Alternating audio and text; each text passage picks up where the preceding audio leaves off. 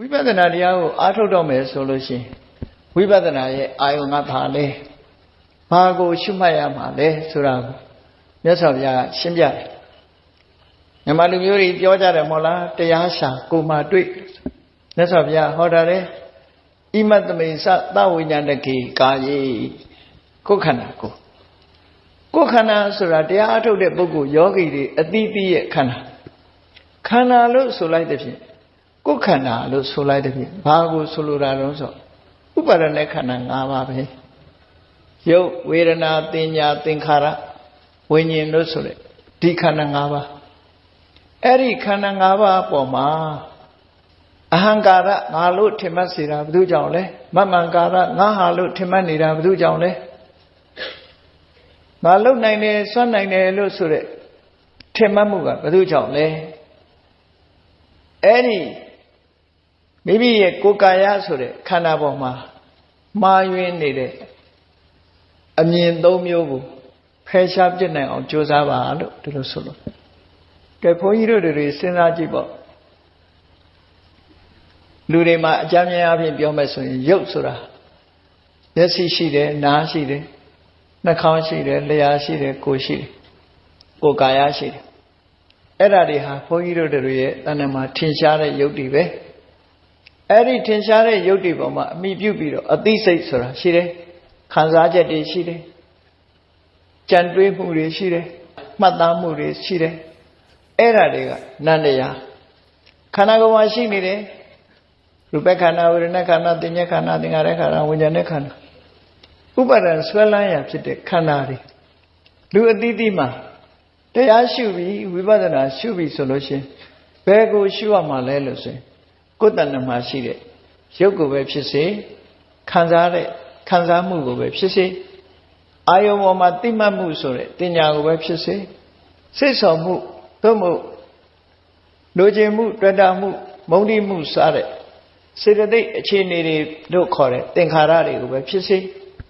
ဝိညာဏလို့ခေါ်တဲ့အသိစိတ်ကိုပဲဖြစ်စေဒီတဲ့တတိပ္ပံတရားနဲ့ပြောမယ်ဆိုရင်ကာယဝေဒနာစိတ်ဓမ္မလို့ခေါ်တယ်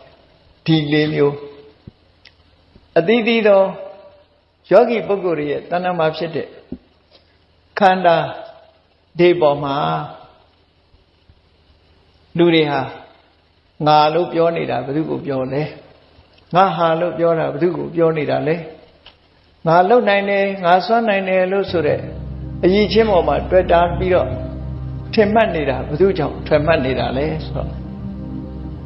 နတ္တလက္ခဏာသုံးပါးရှိတဲ့အတိုင်းပဲငါလို့ထင်မှတ်နေတာဟာဧသောမေအတ္တာလို့ဆိုတဲ့အတိုင်းဒိဋ္ဌိရဲ့အတွေးမျှတာဖြစ်တယ်ပေါ့ဒိဋ္ဌိရဲ့အတွေးကြည့်လို့ရှိရင်အဟံကာရ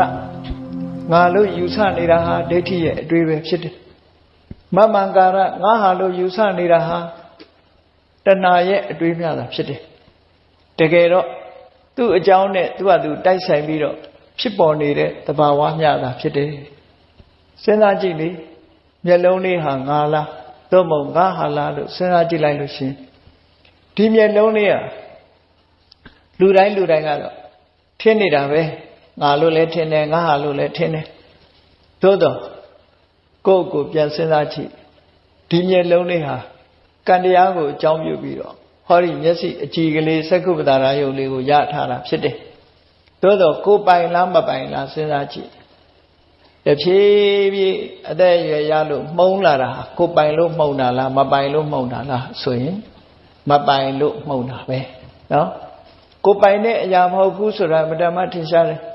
ဆိုင်ရာအကြောင်းတရားတွေကြောင့်ဖြစ်ပေါ်နေတာမျှတာဖြစ်တယ်ငါလားဆိုငါလည်းမဟုတ်ဘူးငါဟာလည်းမဟုတ်ဘူးဆိုတာဝိပဿနာဉာဏ်နဲ့သေချာဆင်ခြင်သုံးသပ်ကြည့်နိုင်တဲ့အခါမှာအဖြေထုတ်လို့ရတယ်ခန္ဓာ၅ပါးကိုအကြောင်းပြုပြီးတော့လူတွေဟာခေါင်းမော့ရင်ကော့ပြီးတော့နေကြတာဖြစ်တယ်ပေါ့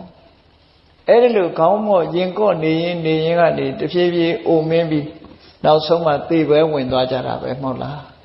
ကိုဘာတတ်နိုင်လဲဆိုဘာမတတ်နိုင်မပြည့်အောင်ကိုတတ်နိုင်သလားဆိုတခုမှမတတ်နိုင်ဘူးအချိန်တန်လို့ရှင်အားလုံးပျက်စီးခြင်းနဲ့ကြုံတွေ့သွားတာတွေကြည့်